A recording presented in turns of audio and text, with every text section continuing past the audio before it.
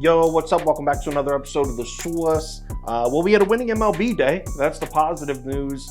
Bad news is NBA was not good. We lost the Knicks. I did hit a couple props in that game and I had the over, so that one wasn't too bad. Kings game, I had the over, which lost. Kevin Huerter lost, and the Kings lost. So overall, bad NBA night, but let's shake it off and move on.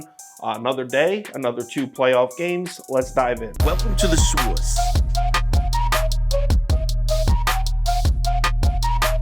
The Source.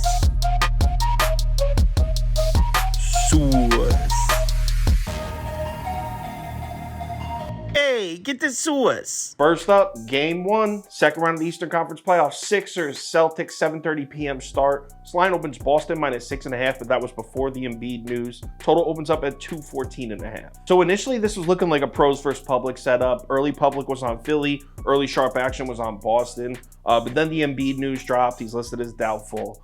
My line moves to 10, and since then it's kind of evened out. Public is still slightly leaning Philly, but the money's pretty much split even. Let's take a look at the spreadsheet. According to the model, the line for this game should be Boston minus 12.27, but like I keep saying, we're throwing the model out for the playoffs. So it looks like Philadelphia is going to be without Joel Embiid in game 1, unfortunately. I saw on Twitter he's officially listed as doubtful, so let's assume he's not going to play. That doesn't mean we're just going to blindly bet Boston here, though. This Sixers team can play without Embiid. In fact, Philly is 8-2 in their last 10 games without Joel Embiid. The problem for us is it throws our metrics off. So those shot distribution charts I bring up, defensive efficiency rankings, that kind of stuff. Philadelphia plays an entirely different style of basketball without Joel Embiid. So all those are almost meaningless. Another quick angle I want to mention, we saw how much Boston struggled defensively against Trae Young.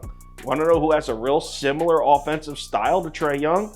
Tyrese Maxey. Now relax, I'm not saying Maxey's as good as Trae Young. I'm just saying their offensive styles are similar, that's all. There's a reason Tyrese Maxey's point total is set at 24.5. I think we should really consider betting the over on that. As far as Philadelphia's defense goes, I actually think they match up pretty well against Boston's offense. So we take a look at their efficiency numbers by shot zone since the All-Star break. You can see Philadelphia is strong at the rim and on the perimeter. Where they lack is against the mid-range shot. And that's been abundantly clear this whole season. Who takes the most mid-range shots in the Eastern Conference? The Heat, the Hawks, and the Raptors. Philly's just 3-8 in their last 11 games against those 3 teams. Here's the good news for the Sixers. The Celtics do not take mid-range shots at all. It is not part of their offensive game plan. Since the All-Star break, just 23.3% of the Celtics field goal attempts have come from mid-range. That's dead last 30th. And what do you know? Here we are in the playoffs, and once again, Boston is 16th out of 16 in mid-range frequency. This Celtics team does not take mid-range shots. So despite this Sixers team being viewed as an offensive team, and despite missing Embiid, I still think this Philly defense is a solid matchup to at least slow down the Celtics offense. It's the other side of the ball that's a tougher sell for me for Philly, and I know that's crazy because the Sixers offense has been so good. But not only are they missing Embiid, but I'm also referring to the Boston Celtics defense. I think the Celtics defense is tremendously undervalued right now. You got to keep in mind that Boston played the majority of this season without, in my opinion, their best defender, Robert Williams III. I know that's crazy to say, right? Marcus Smart just won Defensive Player of the Year. But to me, I will always take an elite rim protector over a perimeter defender. Also, Robert Williams III finished like 4th or 5th in DPOI voting, so he was right there. Anyway, Robert Williams III returns to the lineup, and then Marcus Smart goes out for a few weeks. Jaylen Brown missed a chunk in there. Since the All-Star break, the Celtics are 4th in the NBA in defensive efficiency. I've read articles on The Athletic saying that the Celtics defense isn't what it was last year. I kind of disagree. I think if it wasn't for the injuries, that we would be looking at similar defensive numbers from the Celtics defense that we saw last year. So you guessed it, I like both defenses, and I'm rolling with the under. This total opened up at 214.5. Look at everyone on the over. Check this chart out. Public is all over the over here. Everyone's hammering the over, and the line still dropped from 214.5 to 213.5. So give me that under at 213.5. As far as taking a side, I'm going to take the points with Philly. I don't absolutely love it. Just as a whole, the public tends to, and this happens in all sports, but in the NBA especially, the public tends to overreact to a superstar being out. I personally think this line should be about 3.5 with Embiid, about 5.5, 6 without Embiid. So I think we're getting a few points of value. So give me Sixers plus 10.5, under 213.5.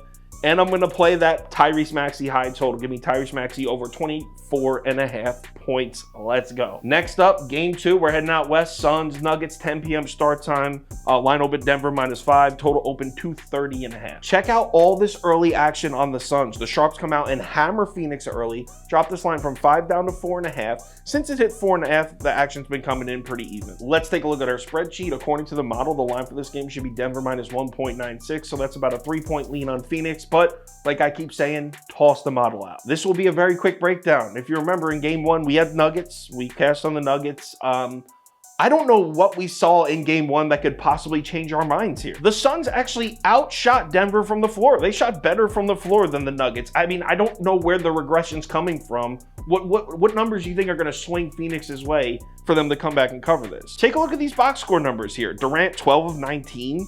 8 and 7 of 11, CP3 5 of 11, Booker 10 of 19. That's a combined 34 of 60 from their 4-star players, 56.7% from the floor. What are you expecting to happen? You think they're going to shoot better than that? I mean, that's pretty damn good. I'm not overthinking this one. The Nuggets have been monsters at home all season. They didn't let us down in game 1. I'm not bailing on them for game 2. I am going to switch the total up. I think we got the over in game 1 at like 222 or something like that. Now it's all the way up at 220. It opened up at 230, dropped 3 points to 227. So I'm going to play the under at 227 and give me the Nuggets again. You can get it at 4.5. Give me Denver -4.5. As far as player props go, I don't have anything right now. I'll probably put a player prop or two on the final ticket. That'll be posted on KyleKirms.com along with the same game parlay, probably around, let's say, 3 p.m. Eastern time. If there's any major changes, injury updates, line shifts, anything like that, I will keep you posted on Twitter. So give me a follow there if you're interested. New week starting, get into the second round of the playoffs. We had a great first round. I think we're around 60% against the spread. Let's keep that rolling. Remember to bet responsibly, and I will talk to you on Twitter.